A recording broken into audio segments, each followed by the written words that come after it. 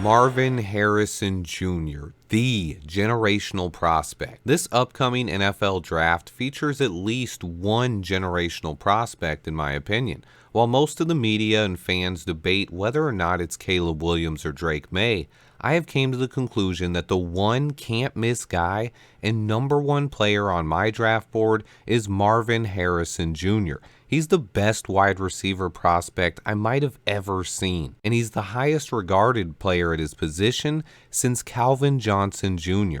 I think he's good enough to go number one overall, and if I were Ryan Poles and got the number one pick, I would take this generational wide receiver from Ohio State. I'd maybe try to trade down to number two and then take him, but pairing him with DJ Moore would instantly give us one of the scariest wide receiver rooms in the entire NFL, especially if we retain Darnell Mooney and with the emergence of tight end Cole Kmet. Everyone knows I'm a huge fan of Justin Fields, but maybe you underestimate why.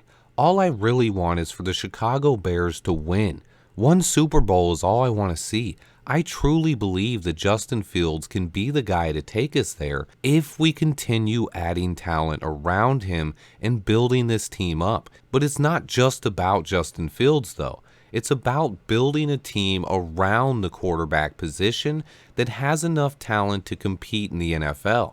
And that translates no matter who the quarterback is. I believe Marvin Harrison Jr. would instantly make us one of the best offenses in the NFL. I know everyone wants to talk about the quarterback position, but you have to realize that no QB prospect is a guarantee. Rookie quarterbacks rarely win in the NFL, and drafting one would most likely set us back in our rebuild by at least one season.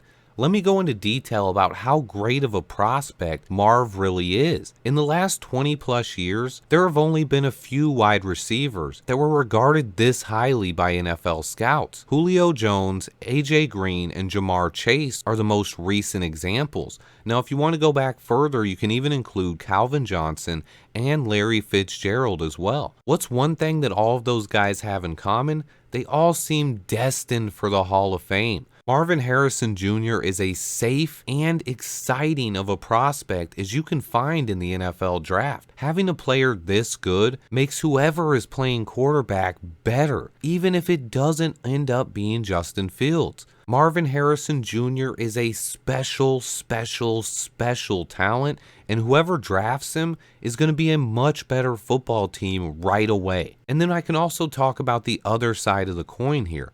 What if we drafted a quarterback instead? Okay, people keep saying Caleb Williams is generational, and I've heard that a lot about quarterbacks in my life. People said that about Jamarcus Russell, Jameis Winston, Sam Bradford, Jared Goff, Baker Mayfield, and more. None of those guys worked out for the team that drafted them, though. You know some quarterbacks who weren't considered generational? Tom Brady, Patrick Mahomes, Joe Burrow, Lamar Jackson, Josh Allen, Justin Herbert, Jalen Hurts, Dak Prescott. I could go on and on and on. What about this year? Bryce Young was the generational guy.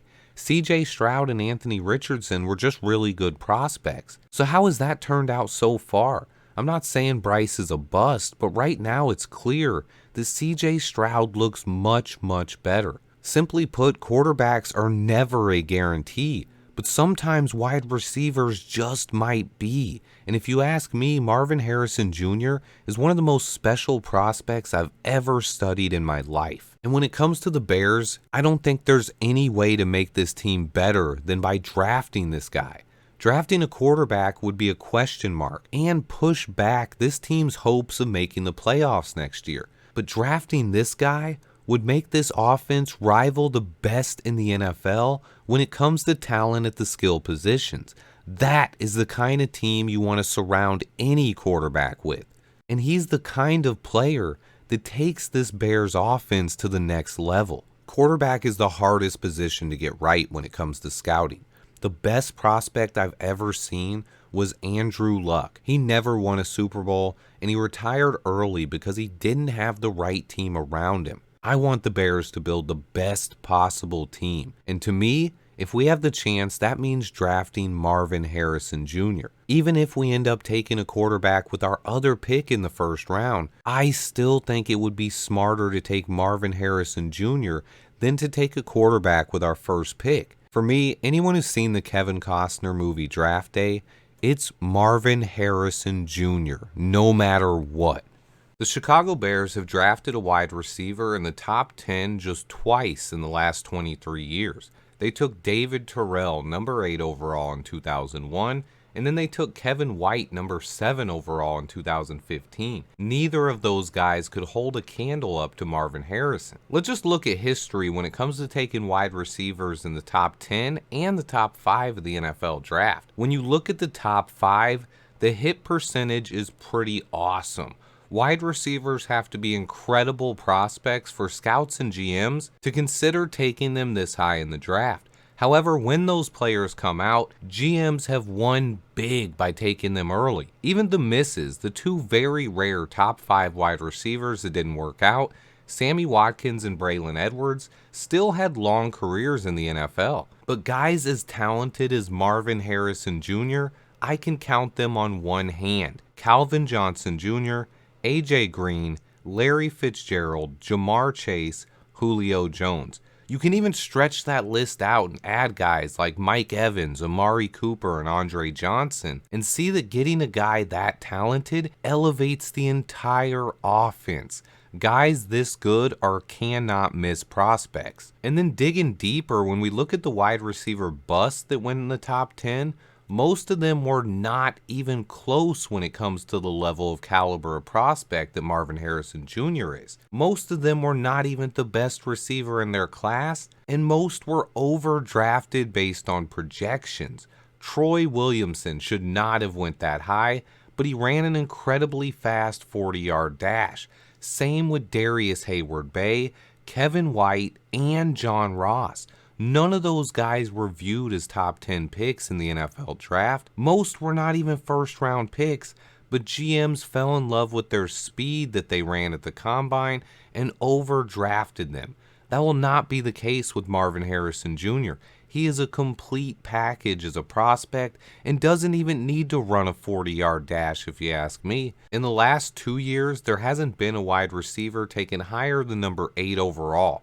Drake London went number 8 to the Falcons last year, followed by Garrett Wilson, Chris Olave, and Jamison Williams. This year, the first wide receiver didn't go until number 20 overall with Jackson Smith-Njigba, followed by Quentin Johnson, Zay Flowers, and Jordan Addison. So just take a look around the NFL and you can see how these less talented wide receiver prospects have already made huge impacts across the league. And then imagine what a guy like Marvin Harrison Jr. could do for the Bears, especially playing opposite of DJ Moore. I think he is as close to a sure thing as there is in the NFL draft. However, even if we miss out on Marvin Harrison Jr., there are still plenty of other dynamic receivers in this year's class.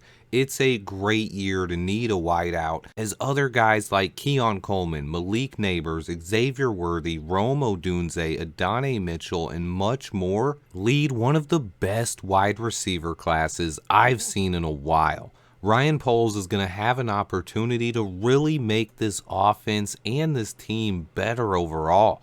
I will be breaking this down more and more in the offseason, but figured since we are past mid-season and have a mini bye this week, it's a great time to put out some special videos and to get this discussion started. I'll be scouting this guy and the rest of the wide receiver class more in the offseason. I have a ton of all 22 film to go over, and I can't wait. But what do you guys think? I gave out a lot of information in this one, but the main message is I think this team is better off drafting a talent like Marvin Harrison Jr. rather than starting over with a new quarterback. I believe building around Justin Fields is the way to go, but at least improving the overall roster before we take another quarterback. Let me know what your thoughts are in the comments. Remember to hit that like button for me, and until next time, bear down.